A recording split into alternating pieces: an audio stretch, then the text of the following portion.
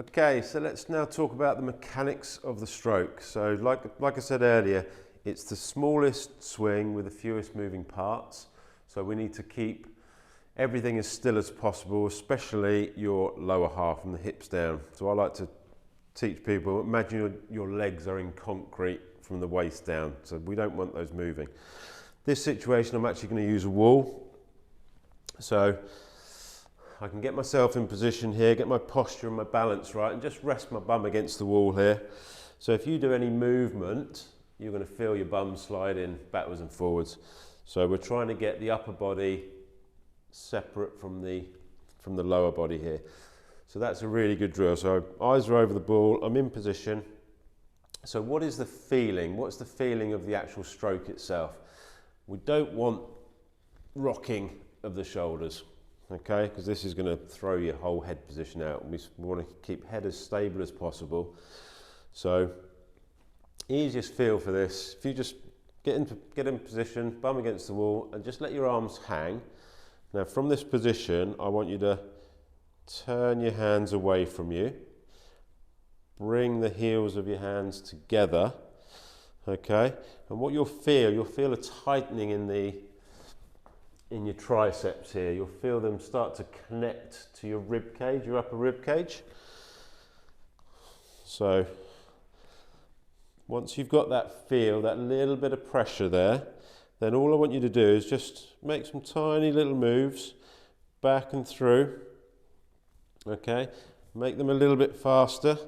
So the faster you make them, you think, right, what is actually driving this? All right, now notice there's no wristy action, because our wrists are a mobile joint. They can create havoc with the putter face. We want to take those out of it altogether. So getting that sensation, okay, little tiny little turns, and I'm feeling that the rib cage is actually driving this motion. That's my feel. You might feel it in a different way. You might feel it's your abs that are doing the job. You might feel it's your back that's doing it. It's whatever you feel, this is what we're after. So once you've got that sensation, let's bring the club into play. And same thing, I've sort of got that feeling of connection, that heels together, and then just close my fingers around it. So once I'm here, now I just get that sensation again. So I'm not gripping it super tight because we don't want to be super robotic with this, but I definitely don't want to see any super floppy wrists because the putter's going to be all over the place. So a little combination of the two.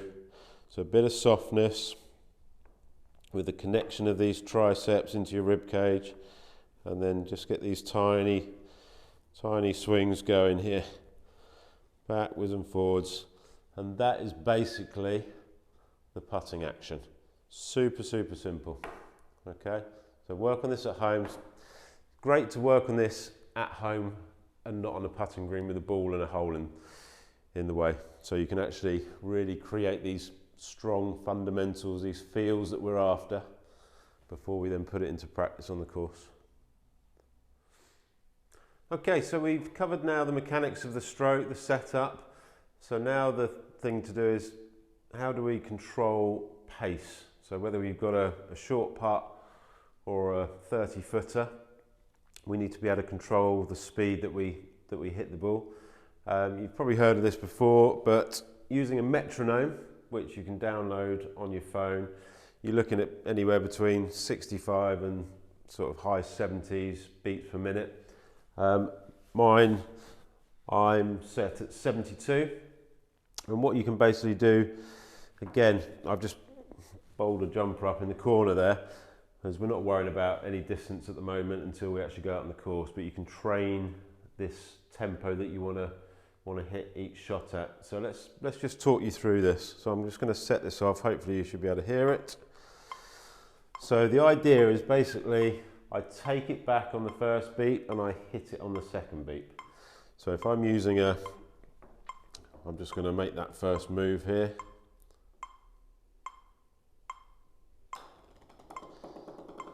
Okay, so if I had a longer putt, obviously the stroke needs to be longer. easier on the carpet without balls rolling everywhere. So it's obviously going to take, I've got to generate more speed, I need to swing it longer and then return faster. So the beat is still the same though. And then if we move on to a super short one, 3-4 footer. Obviously the stroke's a lot smaller and it takes less time to then get back to the ball. So if you use the metronome, find the beat that's right for you. Super simple, and that's going to really improve your overall pace control without worrying too much about how long do I need to swing it. It's all down to beats per minute. So balance with the putting stroke, super important. I'm going to use my little rainbow stick that I used in the full swing balance drill, and basically I'm going to get my insteps in here. Need to get it the right distance away. You can use one of these or you can use some plumber cladding pipes. And basically what I'm trying to find here, this isn't ideal, it's a little bit too hard, but you get the idea. So basically, we know when we did our drill against the wall, bum against the wall, this is basically the same sort of sensation. So we're trying to make some putts, keeping our balance. We want to keep that lower body as stable as possible and make some strokes. We've got our connection here, eyes are over the ball. Make some strokes back and through without losing that balance. What a lot of people do is they'll sort of watch where the ball goes. And if you look too early to see whether you've made the putt or not, it does throw your balance out, and more importantly, it throws the putter face out. So you end up with missing the putt by quite a way. You think, well, I didn't read that as 3 foot left to right, and yet it could be because you've started it on the wrong line. So let's use this drill. If you can get one of these putting ramps, they're brilliant because you just hit it up it and the ball comes back to you. I'll give you a little link in the description box of really good stuff that you can use for putting practice at home. And you literally just back and through, eyes down. I've got a bit wobbly on that one. So, and just keep repeating, back and through, keep that connection. A good little tip, if you had one, is to draw a little spot or put a coin on the ground. Or put a coin underneath your golf ball. And then as you've hit the putt, I'm still looking down where that coin would be. Not getting so target orientated and trying to watch for it the whole time. So these little things will keep everything rock solid, nice and balanced, which is what you want throughout your putting stroke.